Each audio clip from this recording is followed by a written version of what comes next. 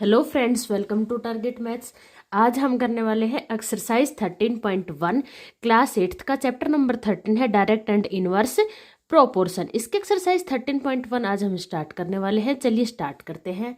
First question है हमारे पास, following are the car parking charge near our railway station up to. ठीक है, यहाँ पे हमारे को कार पार्किंग का चार्ज गिवन है पर हावर्स। यहाँ पे ये है हमारे पास हावर्स, ओके और ये है हमें गिवन चार्ज। 4 आवर में हमारे को चार्ज रिटर्न करना पड़ेगा ₹60, 8 आवर में 100, 12 आवर में 140 एंड 24 आवर में 180 रुपये का चार्ज देना पड़ेगा। Check if the parking charges are in direct proportion to the parking time. Okay, तो ये हमें हावर्स गिवन है, ये इसके चार्जेस गिवन है। नेक्स्ट क्या है, check if the parking charges are in direct proportion to the parking time. यहाँ पे पार्किंग का जो चार्ज है और पार्किंग का जो टाइम है ये दोनों डायरेक्ट प्रोपोर्शन है, ये हमें चेक करना है। तो देखो, जो फर्स्ट वाला है इसको हम मान लेते हैं first, second, third and fourth charges. Okay ये हमें यहाँ पे हावर्स गिवन है, ये चार्जेस गिवन है। तो ये दोनों डायरेक्ट प्रोपोर्शन कब होते हैं, ये दोनों जैसे इसको मान लेते हैं x और दिस वन इज y। तो दोनों डायरेक्ट प्रोपोर्शन कब होते हैं, जब x अपॉन y का रेशो क्या होता है, सभी कंडीशंस में सेम होता है। तो हम यहाँ पे सभी का 1 by 1 करके सभी का रेशो फाइंड आउट करेंगे और फिर देखेंगे कि सभी डायरेक्ट प्रोपोर्शन है या नहीं है। तो चलिए स्टार्ट करते हैं। देखो, सबसे पहले हम चेक करेंगे फर्स्ट वाले पार्ट का। फर्स्ट वाला जो भी पार्किंग का चार्ज हमें गिवन है इसका चेक करेंगे। तो इसके लिए हम सबसे पहले ऊपर लिखेंगे हावर या फिर आप बोल सकते हो टाइम और डिवाइड करेंगे चार्ज से। ओके, तो देखो फर्स्ट वाले में हमारे पास आवर कितने हैं, 4 आवर्स, डिवाइड बाय चार्ज कितना है 4 आवर्स का 60 रुपीज। इसको कट कर लेते हैं, ये 2 से कट हो गया तो ये हो गया 30 पे, अगेन 2 से कट कर लेते हैं, ये हो गया 15 पे। तो कितना आया 1/15। ओके, ये फर्स्ट वाले का हो गया। अब सेकंड वाले का चार्ज हम फाइंड आउट करते हैं। तो देखो सेकंड वाले का चार्ज भी सेम होगा, ऊपर आएगा हमारे पास आवर डिवाइड बाय चार्ज। तो सेकंड वाले में कितने आवर्स है, 8 आवर्स पे आपको चार्ज करना पड़ेगा 100 रुपए का। ओके, तो इसको भी कट कर लेते हैं। देखो 4 से कट करते हैं, 4 2 जा और ये 25, ये कितना आया 2/25। इसी टाइप से हम थर्ड वाले का भी चार्ज फाइंड आउट कर लेते हैं। इसमें आवर कितने हैं 12, डिवाइड बाय चार्ज कितना है 140। ओके इसको कट कर लेते हैं, ये हो गया यहाँ पे 3 पे और ये हो गया 4 से कट करेंगे तो 4 3 जा 12 और 4 5 जा 20। ओके, तो ये आ गया 3/35। नेक्स्ट फोर्थ वाले का भी चार्ज फाइंड आउट कर लेते हैं। इसमें हमें टाइम गिवन है 24 आवर्स, डिवाइड बाय चार्ज कितना है, x अपॉन y की वैल्यू हम सभी में फाइंड कर रहे हैं। तो इसमें चार्ज है 24 आवर्स का 180। ओके, इसको भी हम कट कर लेते हैं, 4 से करेंगे 6 और 4 4 जा 16, 4 5 जा, अगेन इसको हम कट करेंगे 3 से कर लेते हैं, ये 2 पे हो गया और ये 15 पे। तो कितना आ गया 2/15। ओके, तो सभी का हमने क्या कर लिया, hour upon charge find out कर लिया, या फिर हम बोल सकते हैं x अपॉन वाई की वैल्यू हमने फाइंड आउट कर ली है। तो डायरेक्ट प्रोपोर्शन में क्या होता है, जो रेशो होता है x y का ये सभी में इक्वल होता है। लेकिन इसमें हम देखते हैं, देखो फर्स्ट का आया है 1/15, सेकेंड का आया है 2/25, थर्ड का आया है 3/35 एंड फोर्थ का 2/15। तो ये सभी इक्वल नहीं है, इसका मतलब ये डायरेक्ट प्रोपोर्शन में ये नहीं है। तो यहाँ पे लिख देंगे so parking charge are not in direct proportion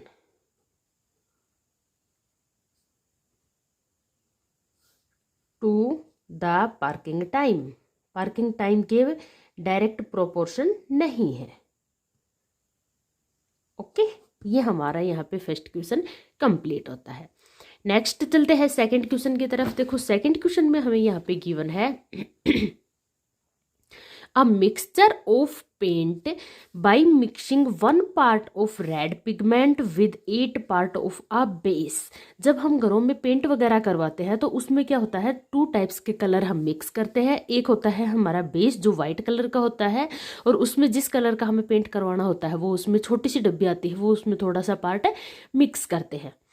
okay तो इसमें बताया गया है बेस के कितने पार्ट्स लिए गए हैं, 8 पार्ट, और रेड पिगमेंट के कितने पार्ट लिए गए हैं, 1 part. Okay, in the following table find the part of base that needed to be added. अभी हमें रेड पिगमेंट के पार्ट गिवन है, तो इसके अकॉर्डिंग हमें part of base find out करने हैं। ओके तो देखो, एक तो हमें गिवन है 8 पार्ट ऑफ बेस पे हमने 1 रेड पिगमेंट यूज किया है, 1 part of red pigment use किया है।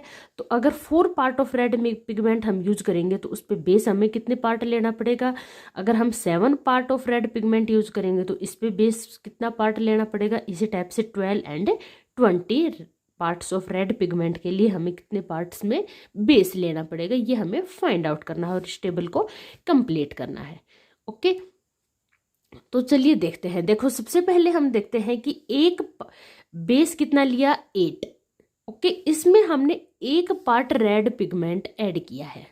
ओके 1 पार्ट से अगर हम 4 पार्ट रेड पिगमेंट यूज करेंगे तो इसके लिए हमें बेस का क्वांटिटी है उसको भी क्या करना पड़ेगा, इंक्रीज करना पड़ेगा। बेस के पार्ट भी अगर 8 रखेंगे जब, तो हमने 1 पार्ट यूज किया है। अगर हम रेड पार्ट पिगमेंट के 4 पार्ट यूज कर रहे हैं तो हमें बेस के क्वांटिटी को भी इंक्रीज करना पड़ेगा। ये भी 8 से ज़्यादा होंगे, इंक्रीज होंगे। जब हम एक ढक्कन ले लो ना, आप एक ढक्कन ले रहे हैं तो हमने 8 ढक्कन में 8 ढक्कन यूज किया है। अगर हम 4 यूज करना चाहते हैं तो इसके लिए भी बेस ज़्यादा लेना पड़ेगा। इसका मतलब क्या है, ये हो गया हमारे पास x एंड ये हो गया y। तो हम x की वैल्यू बढ़ा रहे हैं तो हमारे पास y की वैल्यू भी इंक्रीज हो रही है। तो इसका मतलब ये क्या है, direct proportion. It is based on direct proportion. ये किसके ऊपर बेस्ड है, डायरेक्ट प्रोपोर्शन के ऊपर। ओके तो अब हमें पता है डायरेक्ट प्रोपोर्शन में जो x और y का रेशियो है ये क्या होता है, सेम होता है। तो देखो यहाँ पे हमें कुछ भी गिवन है नहीं, इसको हम लेटेस्ट कर लेंगे क्या, x। ओके तो अब हम इसकी वैल्यू फाइंड आउट कर लेंगे। देखो फर्स्ट पार्ट में हम सोल्व करते हैं, इसमें x अपॉन y का रेशियो ऊपर लेते हैं हम यहाँ पे red pigment. Okay part of red pigment divide by part of base, या फिर इसको बोल सकते हैं x अपॉन y। ओके तो यहाँ पे फर्स्ट वाले पार्ट में हमें फर्स्ट वाले कॉलम में इनका रेशियो क्या गिवन है, 1/8। ये किसके इक्वल हो जाएगा, सेकंड वाले कॉलम में रेशियो क्या है, 4/x। ओके हमें x की वैल्यू ही यहाँ पे फाइंड आउट करनी है। इनको क्रॉस मल्टीप्लाई कर देंगे तो देखो 1 को x से मल्टीप्लाई करेंगे तो x इजकल टू 8 को 4 से मल्टीप्लाई कर देंगे, ये कितना आ गया 32। तो x की वैल्यू कितनी आ गई यहाँ पे हमारे पास 32। इसी टाइप से बाकी जो टेबल्स में बचे हुए हैं वो भी हम कॉलम फाइंड आउट कर लेंगे। यहाँ पे कुछ नहीं है तो इसको हमने लेट कर लिया क्या, y। तो सेम हम सेकंड वाले पार्ट में क्या करेंगे, x upon y। x upon y की बात करें तो यहाँ पे है हमारे पास 1/8 इक्वल होगा 7/y के। इनको हम क्रॉस मल्टीप्लाई कर देंगे, ये आ गया। देखो y को 1 से मल्टीप्लाई करेंगे तो y 8 × 7 कितना हो गया 56। तो ये कितना आ गया हमारे पास 56। ओके इसी टाइप से थर्ड वाला कॉलम भी फाइंड आउट कर लेंगे। इसमें x अपॉन y का रेशियो क्या है, यहाँ पे आप ये वाला रेशियो भी यूज कर सकते हैं, ठीक है, या फिर ये वाला सभी रेशियो आप यूज कर सकते हैं, सभी की क्वांटिटी सेम रहेगी। ओके तो मैं यहाँ पे फर्स्ट वाला ही यूज कर रही हूँ। 1/8 इक्वल होगा 12 अपॉन, इसको मान लेते हैं हम z। ओके इसको हम क्रॉस मल्टीप्लाई करते हैं, z इजकल टू हो जाएगा 8 × 12। इनकी हम क्रॉस मल्टीप्लाई कर देंगे तो z इजकल टू 12 8 × 96। तो इस कॉलम में हमारे पास कितना आ गया 96। इसका मतलब है हम 12 पार्ट रेड पिगमेंट के यूज करेंगे तो हमें 96 पार्ट बेस के यूज करने पड़ेंगे। ओके, नेक्स्ट चलते हैं फोर्थ कॉलम में। फोर्थ कॉलम में हमें x/y का रेशियो क्या गिवन है 1/8 इजकल टू 20 इसको हम लेटेस्ट कर लेते हैं t। तो ये हो गया हमारे पास t। क्रॉस मल्टीप्लाई करते हैं, t को 1 से मल्टीप्लाई करेंगे तो t इजकल टू 8 इंटू 20, ये कितना आ गया 160। तो यहाँ पे हम लिख देंगे 160। ओके, तो हमें यहाँ पे टेबल को ही कंप्लीट करना था, फिल करना था और ये हमने कर दिया है। इसमें हमें ये पता चल गया कि 20 पार्ट्स हम रेड पिगमेंट के यूज करेंगे तो बेस के हमें कितने पार्ट्स यूज करने पड़ेंगे 160। ओके, इन क्वेश्चंस को सोल्व करने के लिए आप सबसे पहले ये देखोगे कि ये डायरेक्ट प्रोपोर्शन का क्वेश्चन है या इनडायरेक्ट का, फिर आप इजीली इसको सोल्व कर सकते हो। ठीक है, नेक्स्ट क्वेश्चन की तरफ चलते हैं। क्वेश्चन नंबर 3 है हमारे पास। क्वेश्चन नंबर 3 में हमें बोला गया है in question 2 about if 1 part of red pigment require 75 millilitre of base. जो क्वेश्चन 2 में हमें पार्ट गिवन था रेड पिगमेंट का, एक पार्ट के लिए हम बेस के 8 पार्ट यूज कर रहे थे। हमें इसमें बताया है कि रेड पिगमेंट का अगर हम एक पार्ट यूज करते हैं तो बेस का 75 मिलीलीटर हमें यूज करना पड़ेगा। तो how much red pigment should we mix with 1800 millilitre of base. देखो, एक साइड है हमारे पास रेड पिगमेंट, ओके, और सेकंड साइड है बेस। रेड पिगमेंट का अगर हम एक पार्ट लेते हैं तो बेस का कितना लीटर लेना पड़ेगा 75 मिलीलीटर। ओके, अब क्वेश्चन में हमें पूछा गया है कि रेड पिगमेंट का हम कितना यूज करें कि हमें बेस 1800 मिलीलीटर यूज करें। तो रेड पिगमेंट हमें कितना यूज करना पड़ेगा। ओके, तो देखो जैसे जैसे हम बेस की क्वांटिटी बढ़ा रहे हैं तो रेड पिगमेंट की भी क्वांटिटी बढ़ेगी। हम बेस ज़्यादा कर रहे हैं तो रेड पिगमेंट की क्वांटिटी भी हमें बढ़ानी पड़ेगी, तभी तो कलर अच्छे से आएगा। तो इसका मतलब ये क्वेश्चन बेस किस पे है, it is based on direct proportion. Direct proportion के ऊपर ये बेस है ये वाला क्वेश्चन। इसको हम सोल्व कर लेंगे डायरेक्ट प्रोपोर्शन के मेथड से। तो अब हमें ये चीज़ यहाँ पे फाइंड आउट करनी है। इसको हम लेटेस्ट कर लेते हैं x। ओके, अब डायरेक्ट प्रोपोर्शन वाले में क्या करते हैं, this one is x and this one is y। तो x/y का रेशियो हम फाइंड आउट करेंगे। तो यहाँ पे x कितना है हमारे पास 1 और y कितना है 75 इक्वल होगा, यहाँ पे x कितना है x और यहाँ पे y कितना है 1800। ओके, क्रॉस मल्टीप्लाई करके इनको हम सोल्व कर लेंगे। 1800 को 1 से मल्टीप्लाई करेंगे तो 1800 इजकल टू 75 को x से करेंगे तो 75x। ठीक है, आगे इसको सोल्व कर लेते हैं। x इजकल टू 1800, 75 मल्टीप्लाई में है, सेकंड साइड जाके डिवाइड में हो जाएगा। ठीक है, ये यहाँ पे आ गया हमारे पास डिवाइड में। इसको हम कट कर लेंगे, ये कंप्लीटली इससे 24 पे डिवाइड कट हो जाएगा। तो x इजकल टू आ जाएगा 24। इट मीन्स हम जब इतना मिलीलीटर यूज कर रहे हैं बेस का तो रेड पिगमेंट हमें कितना लेना पड़ेगा 24। ओके, तो यहाँ पे ये क्वेश्चन हमारा कंप्लीट होता है। नेक्स्ट क्वेश्चन की तरफ चलते हैं। नेक्स्ट क्वेश्चन है क्वेश्चन नंबर 4 हमारे पास।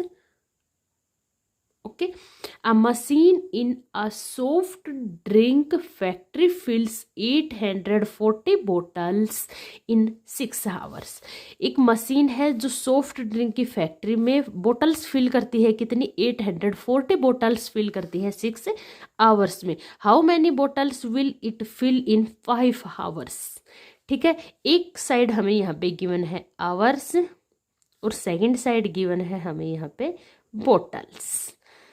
अब यहाँ पे बताया गया है 6 आवर में कितनी बोटल्स फिल करती है 840।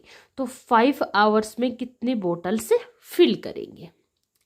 ठीक है, ये मशीन कितनी बोटल्स फिल करेगी 5 आवर्स में।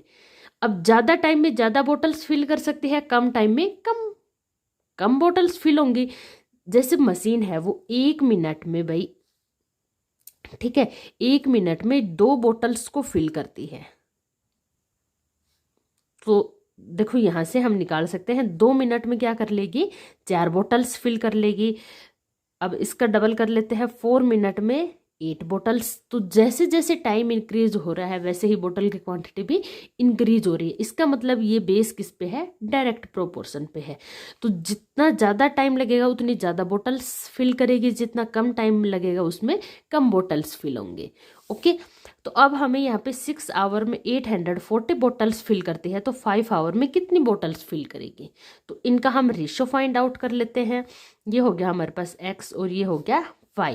तो x अपॉन y का रेशो देखते हैं। तो आवर्स कितने हैं, 6 आवर में 840 बोतल्स फिल करती है, तो 5 आवर्स में कितनी बोतल्स फिल करेगी, इसको हम मान लेते हैं a। तो a बोतल्स फिल करेगी। ओके, हमें a की वैल्यू ही फाइंड आउट करनी है। क्रॉस मल्टीप्लाई कर देते हैं, 6 को a से मल्टीप्लाई करेंगे तो ये आ गया 6a इजकल टू 5 को 840 से multiply, a is equal to 5 into 840 divide by 6। Okay, अब इसको हम सोल्व कर लेते हैं। देखो 6 से ये कैंसिल हो जाएगा, 6 1 जा 6, 6 4 जा 24 और 0। इसको हम मल्टीप्लाई करते हैं, 0 5 4 जा 22, 5 और 2 7। तो 700 बोतल्स फिल कर देगी 5 आवर्स में।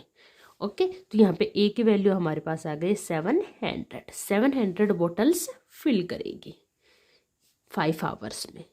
नेक्स्ट चलते हैं, नेक्स्ट है क्वेश्चन नंबर हमारे पास 5। क्वेश्चन नंबर 5 में हमें बोला गया है, a photograph of a bacteria enlarged 50,000 times attains a length of 5 centimetre as shown in the diagram.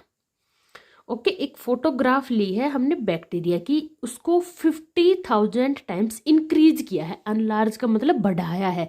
तब हमें उस बैक्टीरिया की लेंथ कितनी दिखाई दी है, 5 सेंटीमीटर। हमने उसको 15,000 टाइम्स, उस बैक्टीरिया इतना छोटा था कि उसको 15,000 टाइम इंक्रीज किया, इतना टाइम्स हमने उसकी लेंथ को इंक्रीज किया, तब हमें उसकी लेंथ 5 सेंटीमीटर दिखाई दी थी। ठीक है, डायग्राम में हमें दिखाई दी थी। What is the actual length of bacteria, bacteria की एक्चुअल लेंथ क्या है if the photograph is enlarge 20,000 times only. What would be its enlarge length, इसकी अनलार्ज लेंथ भी हमें फाइंड आउट करनी है। 2 क्वेश्चन है, एक क्वेश्चन है हमारे पास उसकी एक्चुअल में लेंथ है कितनी बैक्टीरिया की, और अगर हम उसको 20,000 टाइम्स इंक्रीज करें उसकी लेंथ को, हम टेलीस्कोप वगैरह से उसको जूम करके देखते हैं, तो उसको 20,000 टाइम्स जूम करते हैं या इंक्रीज करते हैं या अनलार्ज करते हैं, तो उसकी लेंथ कितनी अनलार्ज होगी। यहाँ पे हमारे पास ये 2 टाइप के क्वेश्चंस हैं। ठीक है, चलिए स्टार्ट करते हैं। देखो ये है हमारे पास, एक तो देखो हमें यहाँ पे गिवन है अनलार्ज, एक तो हमने अनलार्ज कितना किया वो चीज गिवन है। ठीक है, और फिर उसकी अनलार्ज लेंथ हमें गिवन है। 2 चीजें हमें यहाँ पे गिवन है, अनलार्ज लेंथ। ओके, हमने सबसे पहले अनलार्ज कितना किया है, कितना जूम किया है उसको, 50,000 टाइम्स। तो हमें उसकी जो अनलार्ज लेंथ है लार्ज होने के बाद वो कितनी दिखाई दी है डायग्राम में, 5 सेंटीमीटर। अब हमें क्वेश्चन में बोला गया है अगर हम 20,000 टाइम्स उसको अनलार्ज करें, कितना करें, 20,000 टाइम्स उसको अनलार्ज करें, तो उसकी अनलार्ज लेंथ हमें कितनी मिलेगी। तो ये चीज़ हमें यहाँ पे फाइंड आउट करनी है। ओके, ये हो गया x, ये हो गया y। अगर हम उसको ज़्यादा अनलार्ज करेंगे तो उसकी लेंथ ज़्यादा दिखाई देगी, हम उसको कम अनलार्ज करेंगे, कम जूम करेंगे तो उसकी लेंथ छोटे दिखाई देगी। तो ये किस पे बेस हो गया, डायरेक्ट प्रोपोर्शन पे। ओके, तो हम क्या करेंगे, x अपॉन y का रेशियो फाइंड आउट कर लेंगे। देखो x क्या है हमारे पास, 15,000 डिवाइड बाई 5 इजकल टू हो जाएगा 20,000 डिवाइड बाई, इसको हम ले लेते हैं x। ओके, x की वैल्यू हम निकाल लेंगे, ये क्या आ जाएगी हमारे पास, अनलार्ज लेंथ। अब हम इसको सबसे पहले क्रॉस मल्टीप्लाई कर लेते हैं। ये आ गया हमारे पास 15,000 x is equal to 5 into 20,000। Okay, x की वैल्यू हम यहाँ से फाइंड आउट कर लेंगे। ये आ गया 20,000 डिवाइड बाई 50,000। ओके, 4 0 से 4 0 कैंसिल हो गया, 5 से 5 हो गया। x की वैल्यू कितनी आ गई 2, या फिर हम बोल सकते हैं अनलार्ज की लेंथ कितनी आई है, अनलार्ज लेंथ 2 सेंटीमीटर। ओके, ये तो हमारा सेकंड वाला पार्ट कंप्लीट हो गया। अब हमें फर्स्ट पार्ट में यहाँ बोला गया है what is the actual length of bacteria.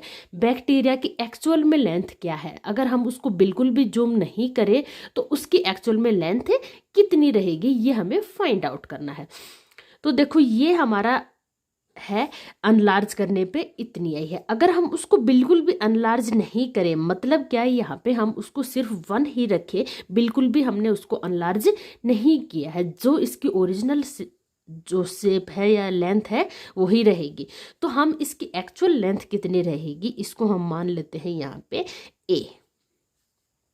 Okay, तो अब हम इसमें x और y का रेशो फाइंड आउट करते हैं। देखो x अपॉन y का रेशो हो जाएगा, अगर हम इसको 50,000 टाइम जूम करते हैं तो इसकी लेंथ कितनी हुई 5। अगर हम इसको जूम नहीं करते, सिर्फ 1 ही रखते हैं, जो ओरिजिनल है वही रखते हैं, तो इसकी यह क्या आ गई एक्चुअल लेंथ। इसको हम सोल्व कर लेते हैं। देखो ये आ गया 50,000 a is equal to 5, a is equal to 5 upon 50,000। 5 से 5 कैंसिल हो गया, ये आ गया 1 अपॉन 10,000। ओके, इसको हम क्या लिख सकते हैं 1 upon 10 raise to the power 4। ऊपर लेके जाएंगे तो इसको लिख देंगे हम 10 रेज टू द पावर -4। ये क्या आ गई इसकी एक्चुअल लेंथ, जो बैक्टीरिया है उसकी एक्चुअल लेंथ कितनी आ गई 10 raise to the power -4। Okay, यहाँ पे हमारे पास ये 2 क्वेश्चंस थे, एक फर्स्ट वाला पार्ट और ये है हमारे पास सेकंड वाला पार्ट। ओके, ये इसकी एक्चुअल लेंथ है, ये इसकी अनलार्ज लेंथ है। यहाँ पे ये क्वेश्चन हमारा कंप्लीट होता है। आई होप आपको अच्छे से क्लियर हो गया होगा। आपको अगर कोई भी डाउट हो तो आप मुझे कमेंट करके पूछ सकते हैं। नेक्स्ट चलते हैं हम क्वेश्चन नंबर 6 की तरफ। क्वेश्चन नंबर 6 में हमें बोला गया है in a model of a ship, ship का एक मॉडल है, the mast is 9 centimetre high. Model में जो मेस्ट है, जो उसकी लेंथ है या हाइट है वो कितनी है 9 सेंटीमीटर है। While the mast of actual ship, जो एक्चुअल में शिप है उसकी मेस्ट कितनी है 12 मीटर हाइट है। Okay, if the length of the ship is 20 metre तो how long is model ship. जो मॉडल शिप अगर लेंथ, शिप की लेंथ यहाँ 12 मीटर से 28 मीटर हमने बढ़ा दिया, बड़ी हो गई, हमने शिप की लेंथ ज़्यादा कर दी है, तो उसकी मॉडल की लेंथ भी कितनी ज़्यादा बढ़ेगी ये हमें यहाँ पे बताना है। ओके, एक तो ये है यहाँ पे हमें गिवन है मॉडल शिप, ओके, और एक हमें गिवन है एक्चुअल शिप। मॉडल शिप हम अगर 9 सेंटीमीटर लेते हैं तो हमें एक्चुअल शिप कितनी मिलती है, कितनी है एक्चुअल शिप 12 मीटर। ओके, अगर length of the actual ship कितनी है 28 मीटर है, तो हमें मॉडल शिप फाइंड आउट करनी है कितनी होगी। ओके, तो इसको हम मान लेते हैं क्या x। अब ये पता है अगर हम शिप की लेंथ बढ़ाएंगे तो मॉडल की लेंथ भी इंक्रीज होगी। ओके, तो ये डायरेक्ट प्रोपोर्शन का क्वेश्चन हो जाएगा। इसको हम x अपॉन y का रेशियो फाइंड आउट कर लेंगे। मॉडल लेंथ, मॉडल शिप कितनी है 9 डिवाइड बाई एक्चुअल शिप कितनी है 12 इजकल टू मॉडल शिप कितनी है x divide by actual ship कितनी है 28। इसको हम क्रॉस मल्टीप्लाई करके सोल्व कर लेते हैं। 12 को x से मल्टीप्लाई करेंगे तो ये आ जाएगा हमारा 12x इजकल टू 9 को 28 से। Okay, x is equal to 9 into 28 divide by 12। 3 3 जा 9, 3 4 जा 12, 4 7 जा 28, 7 3 जा 21। तो ये हमारे पास क्या आ गया 21 सेंटीमीटर मॉडल ऑफ, या फिर हम यहाँ पे लिख सकते हैं length of model ship is 21 centimetre. Okay, तो ये आ गए हमारे पास मॉडल शिप की लेंथ। ठीक है, यहाँ पे हमारे 6 क्वेश्चंस कंप्लीट होते हैं। आगे के क्वेश्चन हम नेक्स्ट वीडियो में करेंगे। आई होप आपको सब कुछ अच्छे से क्लियर हो गया होगा, अदरवाइज आप कमेंट करके पूछ सकते हैं। मिलते हैं नेक्स्ट वीडियो में नेक्स्ट क्वेश्चंस के साथ। तब तक के लिए goodbye, take care. Channel को लाइक सब्सक्राइब करना ना भूलें और अपने फ्रेंड्स को जरूर शेयर करें।